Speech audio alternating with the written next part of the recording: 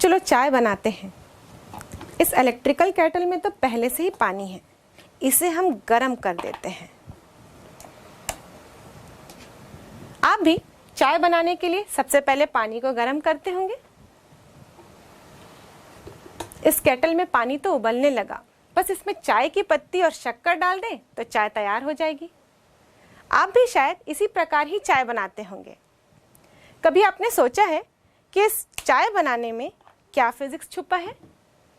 जब हम इस स्विच को ऑन करते हैं तो इलेक्ट्रिकल एनर्जी कन्वर्ट होती है हीट एनर्जी में, और जब चाय की पत्ती शक्कर के साथ उबलती है तो वो फिर केमिकल एनर्जी में। तो इस प्रकार हमने देखा कि एक एनर्जी दूसरी एनर्जी में ट्रांसफर हो रही है, और यही तो है ऊर्जा संरक्षण का नियम।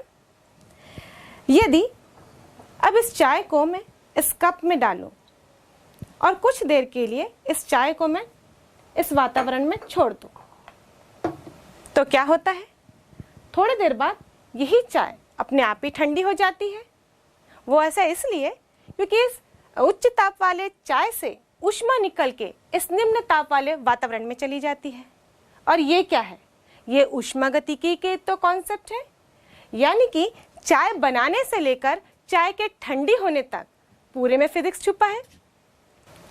और इसी तरह यदि हम फिजिक्स को अपने डेली लाइफ एक्टिविटी से जोड़कर पढ़ें तो वो हमें और भी ज़्यादा इंटरेस्टिंग और भी ज़्यादा इफेक्टिव लगती है, और सारे कॉन्सेप्ट और भी ज़्यादा बेहतर लगने लगते हैं।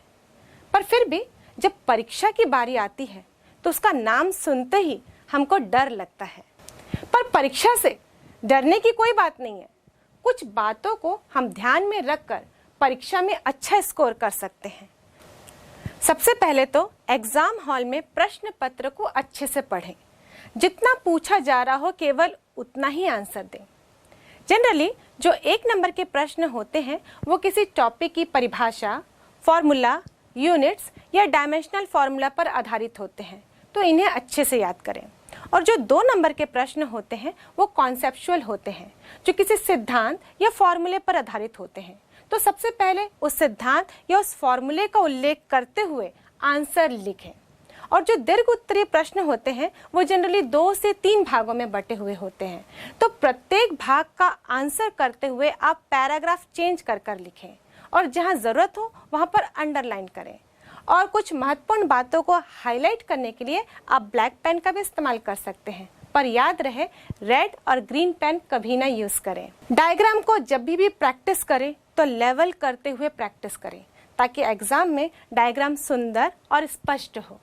वैसे ही फिजिक्स में बहुत लंबे लंबे डेरिवेशंस होते हैं, तो इन डेरिवेशंस को स्टेप बाय स्टेप प्रैक्टिस करें, ताकि आप एग्जाम में पूरे फॉर्मूला तक आसानी से बिना रुके पहुंच सकें।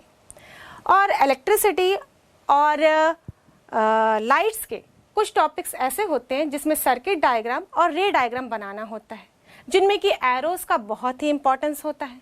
तो जब भी करंट या लाइट की दिशा बतानी हो तो इन एरोस को डालना ना भूलें।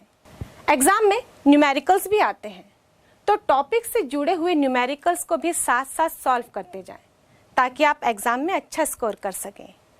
और कम से कम पूरे सिलेबस को 2 बार रिवीजन करें, जिससे कि आपका कॉन्सेप्ट और भी ज़्यादा क्लियर हो जाएगा। पर समस्या ये है कि कहाँ से पढ़ें और कितना पढ़ें।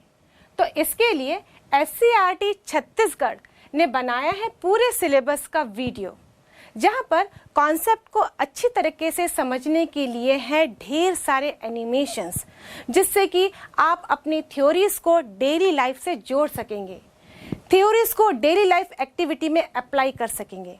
और जिन स्कूलों में प्रैक्टिकल लैब का अभाव है, यहाँ पर है सिमुलेशन, यानी कि वर्चुअल प्रैक्टिकल लैब, जहाँ पर आप प्रैक्टिकल्स को होते हुए देखेंगे, और इस प्रकार आपकी पढ़ाई हो जाएगी और भी ज़्यादा इंटरेस्टिंग। और इन वीडियोस में हर चैप्टर में टॉपिक्स के बीच में किस प्रकार कोरिलेशन है वो भी देखने को मिलेगा। साथ ही हर टॉपिक से जुड़े होंगे सॉल्व्ड न्यूमेरिकल एग्जाम्पल्स, और जो बड़े डेरिवेशंस हैं उनको समझाने के लिए होंगे कुछ ट्रिक्स, जिससे कि आप उनको आसानी से समझ सकेंगे। और ये सारा वीडियोस उपलब्ध है YouTube के उस चैनल में जिसका नाम है PTD छत्तीसगढ़।